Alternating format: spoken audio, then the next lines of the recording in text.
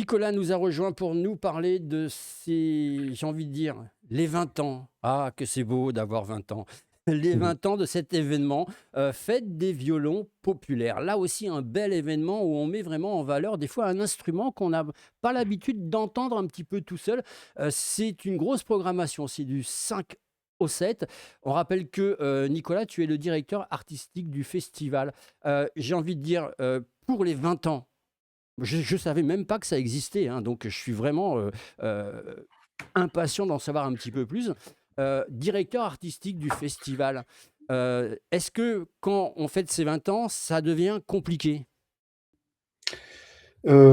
Compliqué, non, pas spécialement. La fête a bien évolué au cours de ces 20 ans, donc voilà, c'est surtout un, comment dire? Un parcours que j'ai envie de mettre en valeur avec, cette 20e édition. Alors c'est la fête des violons populaires, on l'a bien dit. Ça veut dire quoi en gros et en quoi cette fête, quel est l'objectif de cette fête? Alors, violon populaire, ça fait référence, au violon traditionnel. Le violon, c'est un instrument qui est présent quasiment partout dans le monde avec différentes déclinaisons dans les musiques, actuelles dans lesquelles il s'incarne.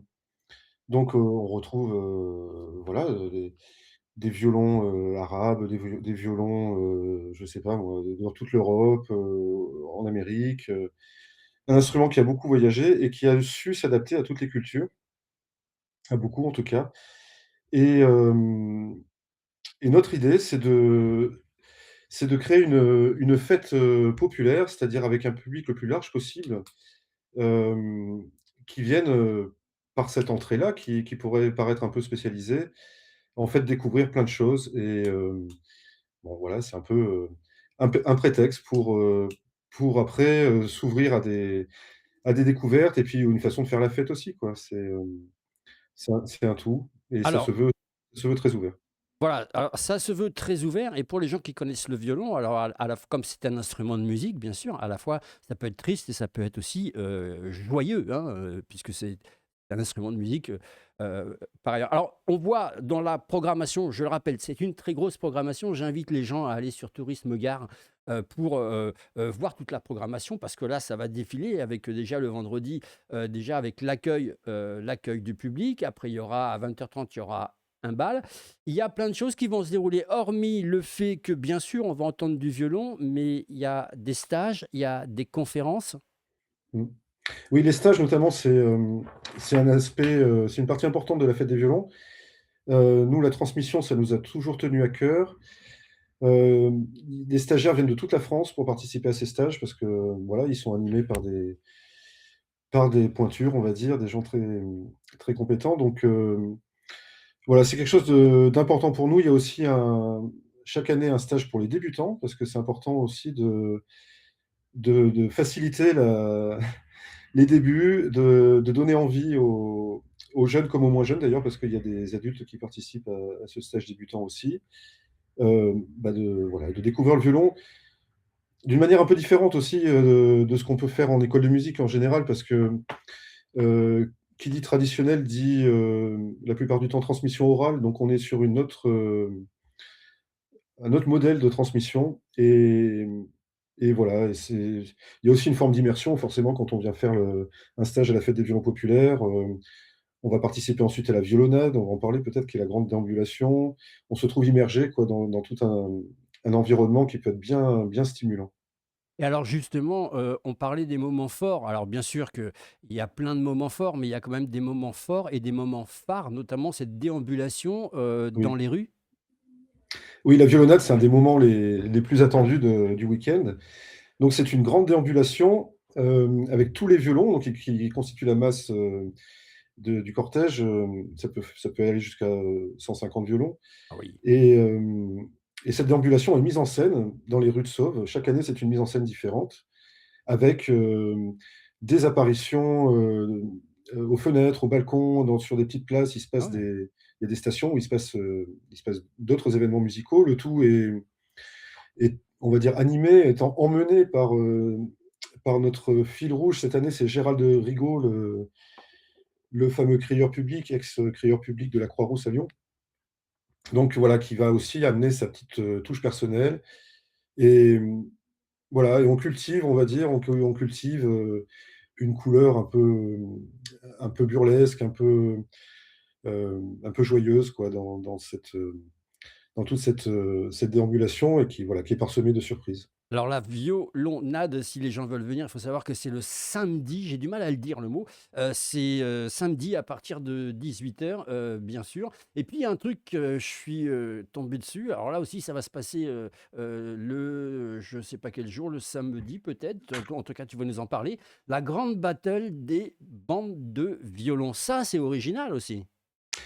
Oui, on aime bien, créer des choses un peu comme ça sur le mode du jeu, sur le mode de la fausse compétition, on va dire. Donc là, c'est un peu, le format d'une battle. C'est quand même à destination des publics parce qu'on est dans le cadre d'un bal.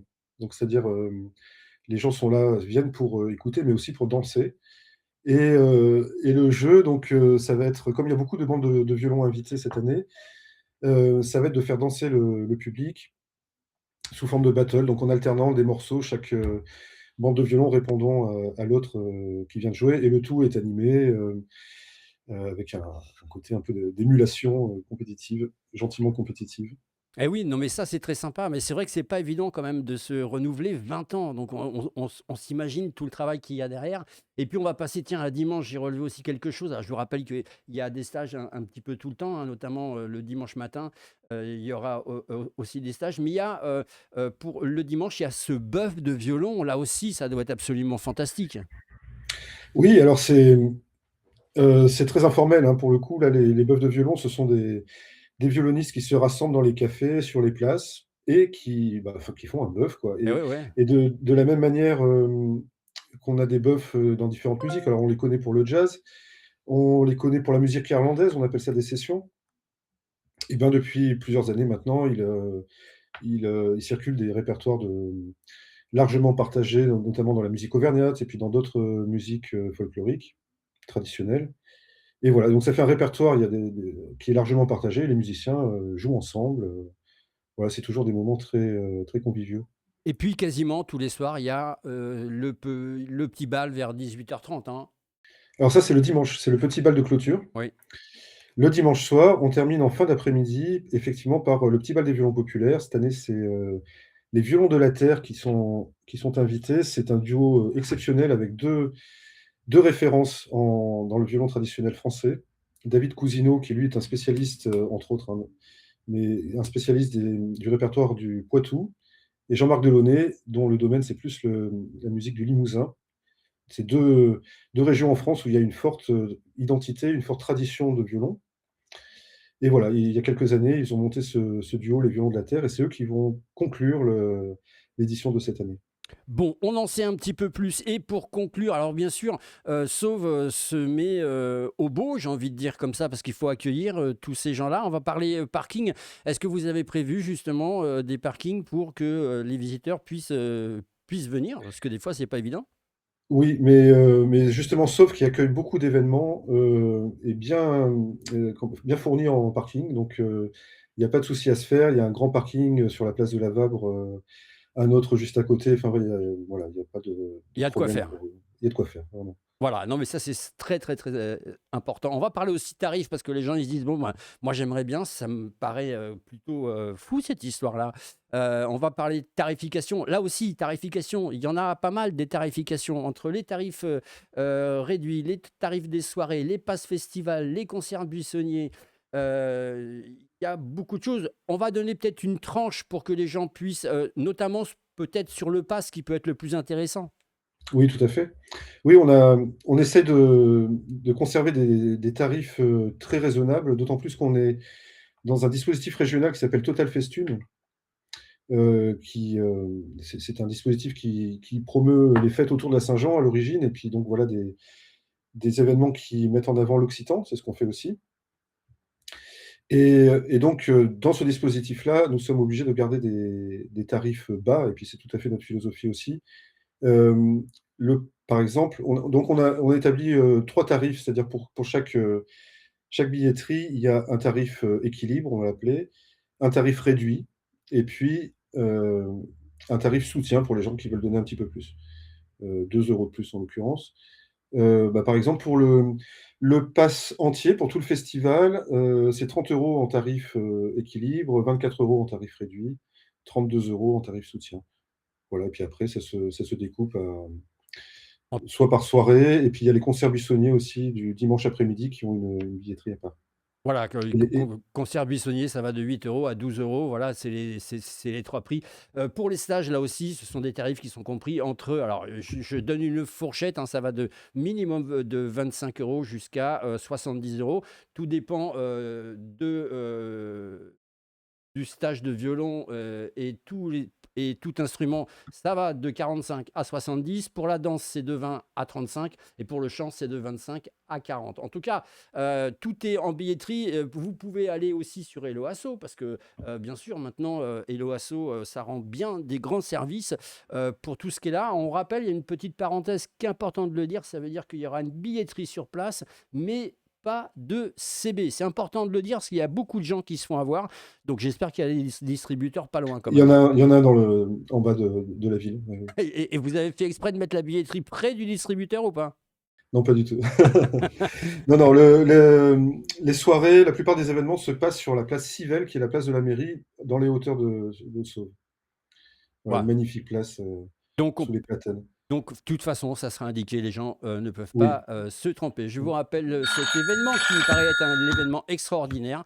Et oui, deux fois, un petit coup de téléphone, c'est ça le Enfin, live. Fête des violons populaires, les 20 ans, ça se fête en beauté et en lumière. C'est l'événement coup de cœur. Je vous rappelle que vous pouvez faire gagner un reportage à Nicolas. Il vous suffit de voter le chiffre en haut à droite qui vient de s'afficher, le chiffre numéro 3. Merci beaucoup, Nicolas. merci à vous. À bientôt. Cette interview vous est présentée par C'est un art que j'aime et qu'en pensez-vous les seniors?